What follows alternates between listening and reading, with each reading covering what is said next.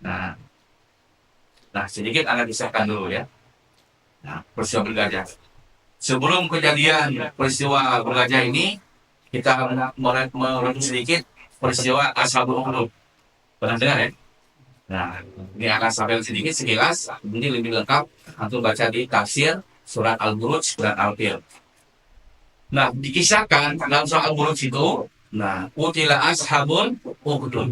Nah, ketika para ya penghuni parit dibunuh. Nah, kisah ashabul ukhdud. Nah, ashabul ukhdud ini ada seorang raja. Nah, seorang raja Zunuwas, yang mana raja ini mempunyai seorang tukang sihir. Nah, tukang sihir sudah tua, melaporkan kepada raja, wahai raja, sungguh diriku sudah tua, maka tolong carikan penggantiku. Maka sang raja ini membuat sayembara ke seluruh pelosok negeri untuk mencari bibit-bibit kader-kader jadikan tukang sihir. Nah, maka datanglah seorang pemuda yang bernama Gulam. Si pemuda ini awal mulanya belajar sama tukang sihir. Nah, belajar sama tukang sihir. Begitu pula dia melihat seorang ulama. Nah, sama ulama ini belajar juga dia. Nah, belajar berangkat, belajar sama ulama, dapat tukang sihir. Nah, kemudian hingga pada suatu hari si anak muda ini dipukul sama tukang sihirnya. Dipukul. Nah, kenapa datang terlambat? Harusnya berangkat pagi, datang siang. Dipukul. Ngadulah kepada sang ulama. Wahai guru, saya dipukul sama tukang sihir. Nah, apa kata gurunya? Wahai muridku, wahai anak muda, katakan sama tukang sihir kalau engkau ditahan oleh keluargamu. Maka datang terlambat. Tapi aku juga dipukul sama orang tuaku. Nah, karena pulang itu kan, katakan sama orang tuamu kalau engkau ditahan oleh tukang sihir. Nah, akhirnya si anak muda selamat. Datang telat ke tempat tukang sihir, belajar sihir, dan pukul. Pulang ke rumah setelah enggak, dia pukul sama orang tuanya. Dia belajar di para ahli ilmu. Suatu ketika, nah, Allah menguji ya, nah, menguji keilmuannya di tempat orang-orang yang biasa lalu lalang orang lewat, orang berkerumun. Ada apa ini? Nah, ada apa kok orang nggak bisa lewat? Ternyata dilihat ada seekor binatang yang menghalangi jalan. Cuma nama binatangnya tidak disebutkan, Pak. Apakah ular, apakah harimau, apakah banteng, nggak disebutkan ya. Nah, hewan yang melintang jalan. Si anak muda ini dalam hatinya, hari ini aku akan membuktikan ilmu pendeta yang ilmu tukang sihir yang paling benar atau ilmu ulama tadi. Dan dia semua itu. Apa yang dia ucapkan, Pak? Bismillah. Bismillah.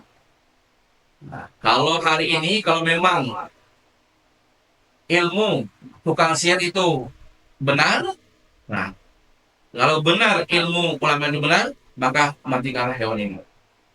Bisa bismillah, hari batu dilempar. Dilempar mengenai hewan tersebut, seketika mati dengan Allah.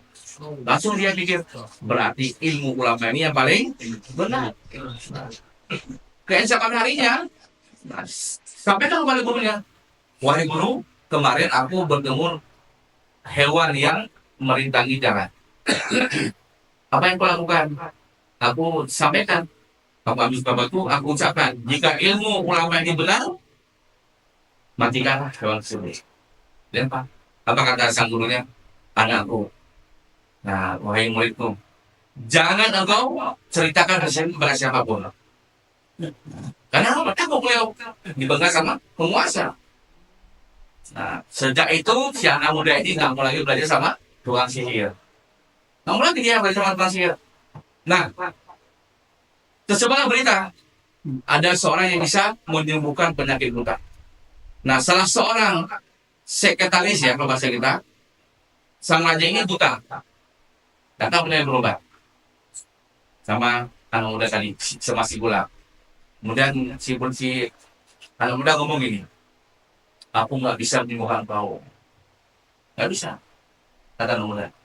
Tapi jika kau beriman kepada Allah, Allah yang akan menyembuhkan dirimu. Tahunya benar nggak? Ini ashabul ukhdud ya, kisah para ahli tauhid. Si teman raja ini beriman kepada Allah, maka Allah sembuhkan kemudian. Begitu dia sembuh, datang ke istana. Nah, dilihat, engkau sudah sembuh. Iya, siapa yang menyembuhkan dirimu? Nah, yang menyembuhkan adalah Allah. Roh saya dan roh kamu, ya. Kata saya. Apa kata istilahnya? Engkau mengakui ada Tuhan selain diriku, katanya. Ada roh Allah, roh aku, dan roh kamu juga. Seketika si sekretaris ini dipanggil prajuritnya datang, tangkap dia belah. Ini belah, kepalanya, pakai kaki. Nah, terus coba siapa yang mengajari anak muda ini? Nah, akhirnya dipanggil lah. Nah, termasuk gurunya tadi juga dibunuh ya. Nah, si anak muda ini ditangkap, dibawa ke istana. Tanya sama raja, apa engkau mengatakan tidak ada Tuhan selain diriku? Iya kan, Allah dan rohku. Yang menyembuhkan itu bukan saya, tapi rohku, Allah Ta'ala. Tangkap anak muda ini, ditangkap, diikat, kemudian dibawa ke pertama kali ke puncak gunung. Sampai kepada sang prajurit, jika nanti anak muda ini nggak mau keluar dari agamanya, maka lemparkan dia ke tebing, ke jurang. Sampai ke atas dia berdoa kepada Allah. Ya Allah, lindungilah hamba dari orang-orang zalim. Apa yang jadi, Pak? Seketika dengan insya Allah muncul bergoyang. Kayak sedih lupa. Dahsyat sehingga yang prajurit tadi yang mengikat dia itu meninggal semua. Dia selamat. Besoknya datang lagi ke istana. Masih hidup ya? Selamat. Engkau nggak akan bisa bunuhku. Tangkap dia, tangkap. Diikat lagi. Bawa dia ke tengah hutan. Ketika nanti dia nggak mau melepaskan keimanannya, tempat dia ke tengah laut. Benar. Tangkap sampai lalu apa penting? Dia sama Allah. Ya Allah, lindungilah hamba dari orang zalim. Seketika Allah datangkan ombak yang dahsyat, perahu itu hancur, sehancur-hancurnya, bahkan mereka juga meninggal semua. Dia selamat. Datang lagi ke istana misalnya. Kau masih hidup ya? Nah, engkau nggak bisa membunuh diri gue. Yang bisa membunuh hanya Allah.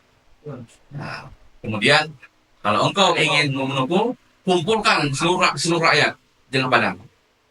Kumpulkan semua mereka dan kau ikat aku di sebuah kayu dan kau panah diriku dan mengucapkan basmalah.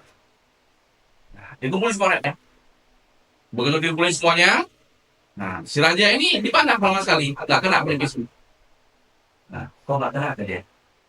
Kemudian si raja mengucapkan Bismillah dengan nama roh si muda ini. Belum dipanah, dengan izin Allah, si muda kena dan meninggal syahid. Begitu syahid, apa yang terjadi, Pak? Apa yang terjadi, Pak?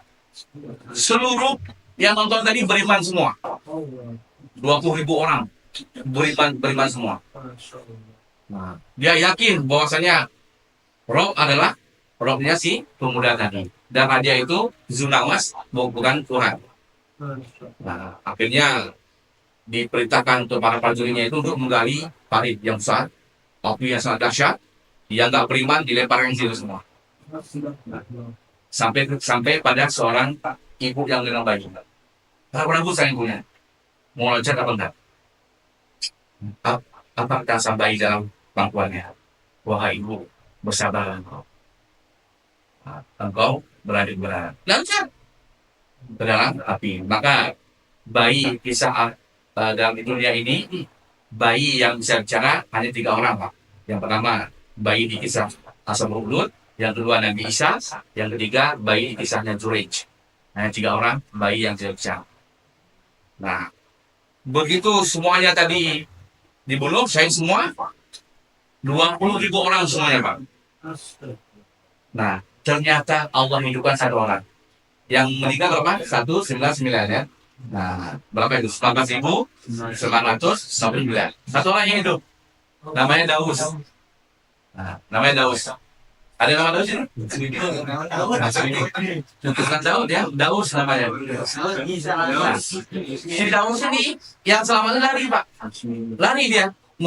Lari, mencari bantuan, menyeberang lautan, sampailah ke negeri Habasyah.